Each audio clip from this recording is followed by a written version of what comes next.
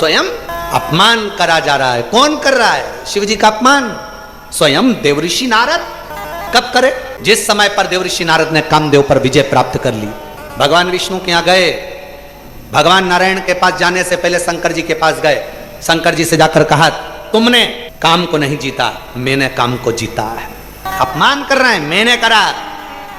शिव जी ने उनके गले में रुद्राक्ष की माला पहनाई, नारद जी ने उठाकर जमीन पर पटक दी। फिर अपमान, फिर अपमान।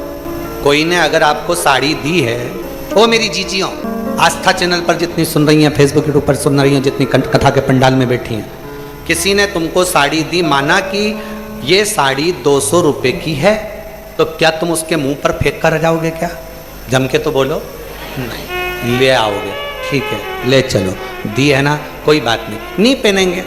थोड़ी अच्छी होगी तो बहू को दे देंगे, और अच्छी होगी तो लड़की को दे देंगे, और थोड़ी बहुत भी गड़बड़ होगी तो भागवत जी पे चढ़ा देंगे। इसमें क्या दिक्कत? उठा लाए, लेकर आ गए। तुमने उसके मुंह पर नहीं फेंका, तुमने उसके मुंह पर नहीं मारा। पर नारद जी ने शिव जी का अपमान करा, अपशब्द कहा, और उसके बाद जो माला दी गई उसको जमीन पर फेंक दिया उनके साक्षी में। कितना शंकर भगवान को और शंकर भगवान के भक्त को बहुत कुछ सुनना पड़ता है, बहुत कुछ देखना पड़ता है, बहुत अपमान सहना पड़ता है। जगत गुरु शंकराचार्य जी महाराज जहां जहां से निकलते थे, वहां वहां के विद्वान जगत गुरु शंकराचार्य जी को रोक कर कहते थे कि तुम हमारे साथ शास्त्रार्थ करो। और अभी कहा आप लोगों को, अभी वर्णन करा, बुद्धि का, संपत्ति का और पत्नी का दिखावा नहीं होना चाहिए। पर जगत गुरु शंकराचार्य जी महाराज, छोटी सी अवस्था, जगत गुरु शंकराचार्य जी जहां से निकलते थे, वहां वहां के विद्वान जगत गुरु शंकराचार्य जी को रोकते थे, रुको, हमारे साथ बैठो। राजा के पास हाथ पकड़कर लेकर जाते थे कि शास्त्रार्थ करवा।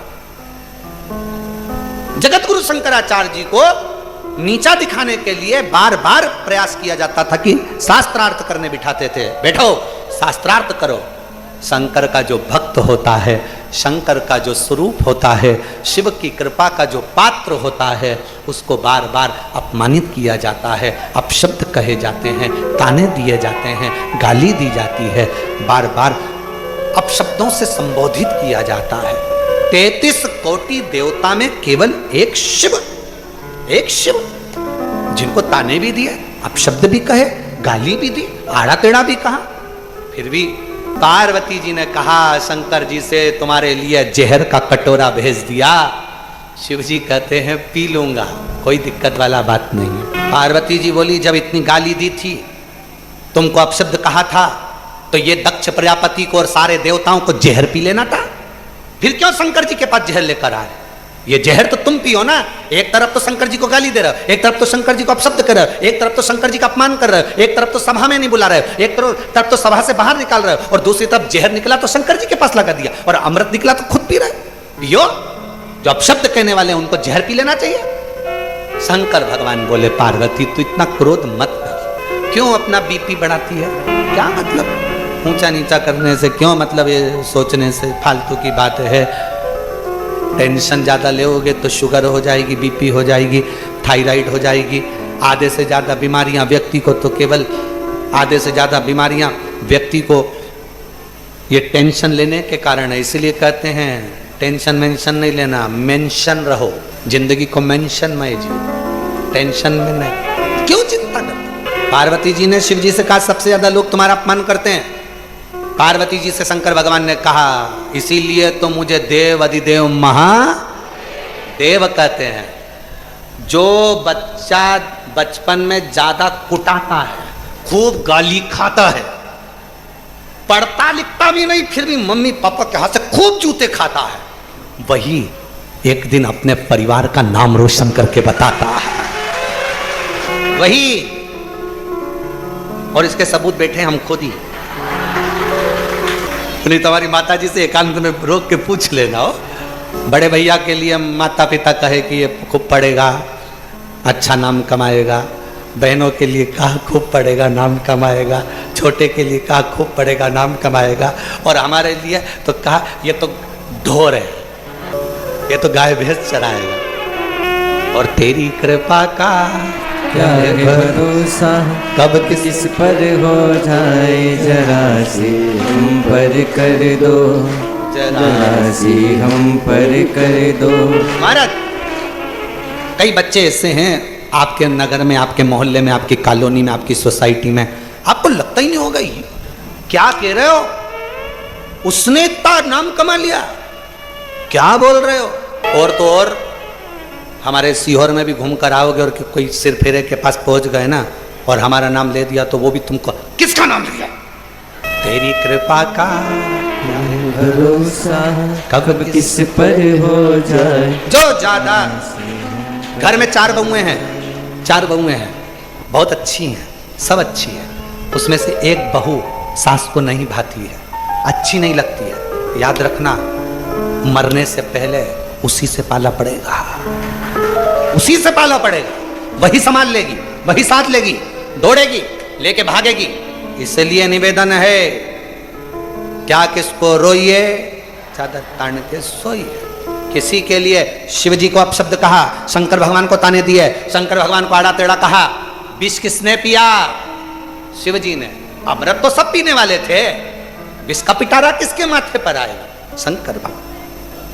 अब जब तुमने अमृत पिया है तो तुम इतना बोल रहे हो तो पी लो, एक एक घुट पी लो। सारे देवता, पार्वती जी तो कहने में पीछे नहीं हटती। पार्वती जी जिनका पति बहुत भोला होता है ना, उनकी पत्नी,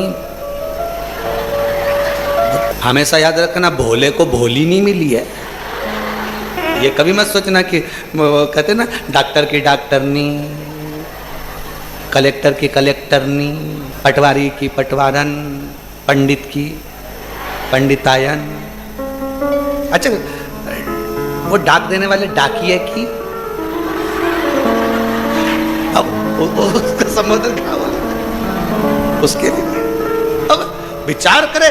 अब वो बोले भोला है, पति भोला है, पति भोला है, तो भोले के संबंध रिश्ता जो है ना वो परमात्मा ने अलग से जोड़ के रखा होता है। वो एक गीत था बहुत पहला पुराना,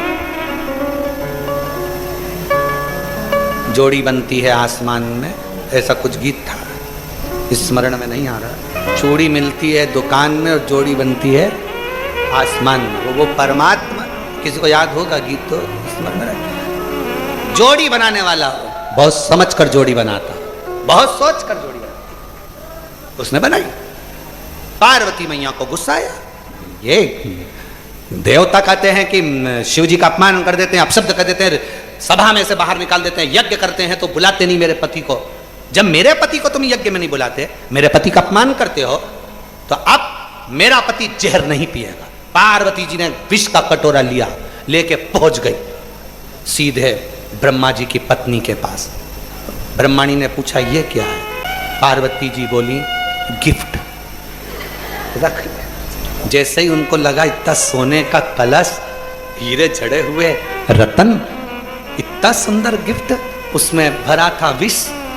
जैसे ही ब्रह्माणी ने संभाल के रखा, ब्रह्मा जी घूम कर आए। ब्रह्मा जी ने पूछा ब्रह्माणी से ये कलश कैसे रखा है? कि पार्वती देकर गई। ब्रह्मा जी बोले अब भी देखिए, अभी देखिए, पागल हो गई, छू मत लेना, जल्दी देखिए, जल्दी उठा, अभी क्या उठा, हम तो वहां रख के आए थे, तू लिया ही।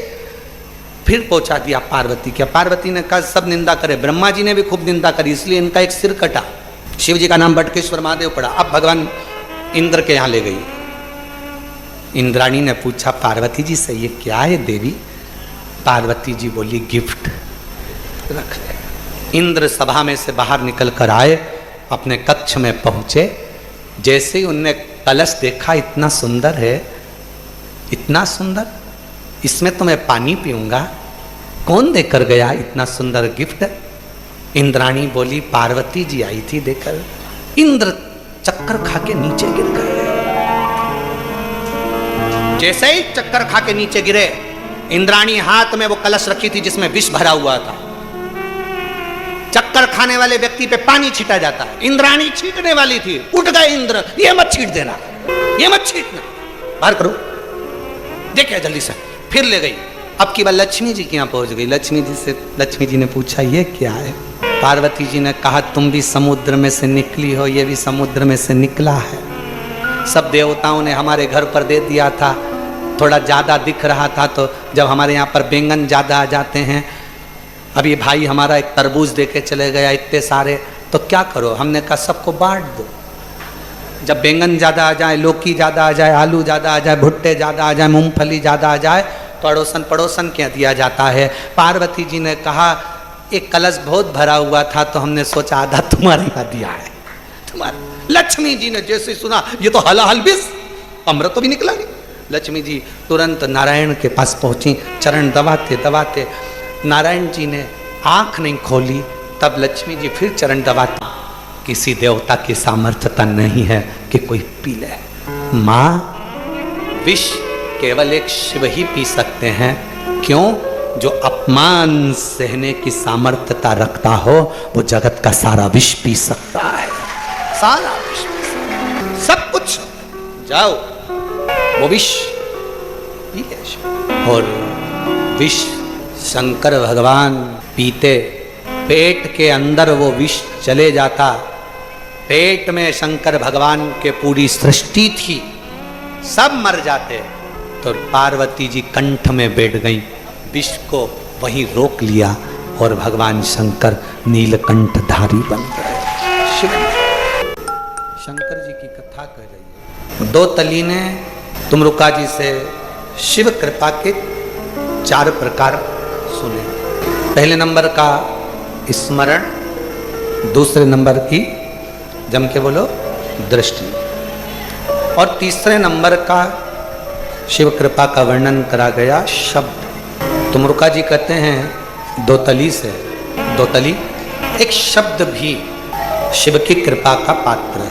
टिटहरी देखिए आप लोगों ने, एक पक्षी, वो पक्षी अपने अंडे को जन्म देता है पृथ्वी पर। अंडे को जन्म देकर वो टिटहरी पक्षी चला जाता है, फिर उस अंडे के पास कभी नहीं आता। क्या करता है? आसमान पे चिल्लाता रहता है, चिल्लाता, खूब चिल्लाता। और उसके चिल्लाने से, उसके बोलने से जो अंडा है टिटहरी का, उसमें जो बच्चा है वो पूर्ण तरह से स्वस्थ जन्म ले लेता है। शब्द, और वो शब्द उस टिटहरी के मुख से निकले हुए शब्द उस अंडे के अंदर रखे हुए बच्चे को सुरक्षित रखते, सुरक्षित। उसी तरह तुमरुका जी कहते हैं दो तली से, जब कहीं पर भी बैठकर कोई शिव भक्त श्री शिवाय नमस्तुभ्यम को कहता है, या पंचाक्षर मंत्र नमः शिवाय, षडाक्षर मंत्र ओम नमः शिवाय का उच्चारण करता है, शब्द का उच्चारण होता है, तो शिव की कृपा उस भक्त पर अपने आप होना प्रारंभ हो जाती है। इसलिए श्री शिवाय नमस्तुभ्यं, श्री शिवाय नमस्तुभ्यं, श्री शिवाय नमस्तुभ्यं।